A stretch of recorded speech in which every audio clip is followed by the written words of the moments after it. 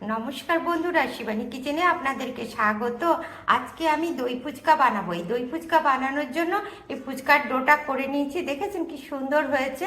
আর এমনি ফুচকা যখন করেছিলাম তখন কিভাবে ডোটা করতে হয় আপনাদেরকে দেখিয়ে দিয়েছিলাম।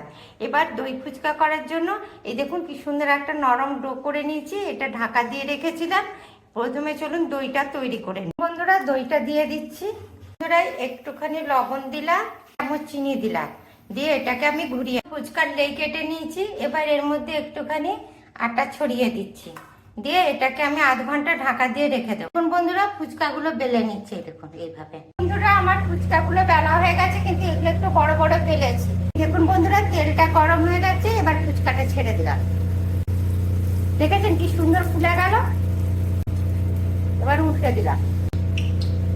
এই দেখুন, এবার তুলে নিচ্ছি। দেখেছেন বন্ধুরা কি দারুণ ফুচকা গুলো হয়েছে। এই দেখুন কত ফুচকা হয়েছে, দেখেছেন? এই দেখুন কত ফুচকা। বন্ধুরা, দই ফুচকা বানানোর জন্য আলুটাকে সিদ্ধ করে মাখিয়ে নিয়েছি। ছোলা সিদ্ধ দিয়ে দিলাম। এর মধ্যে এই দেখুন শসা কুচি আর লঙ্কা কুচি করে দিয়ে দিলাম। ওখানে এই দেখুন লেবুর রস দিয়ে দিলাম। একটুখানি ভাজা মশলা দিয়ে দিলাম। পরিমাণ মতন একটু সর্ষের তেল দিলাম। এই দেখুন একটুখানি লবণ দিয়ে দিচ্ছি, করে মাখিয়ে নেব এইভাবে।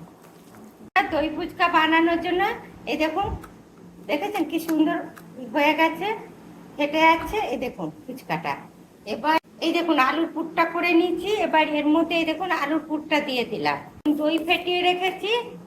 এবার এর মধ্যে এই দেখুন দইটা দিয়ে দিলাম। দেখুন ভাজা মশলা দিয়ে দিলাম। দেখুন বন্ধুরা, আমার কি দারুণ দই ফুচকা হয়েছে। আপনারাও ঠিক এইভাবে দই ফুচকা বানাবেন, দেখবেন দারুণ খেতে লাগছে।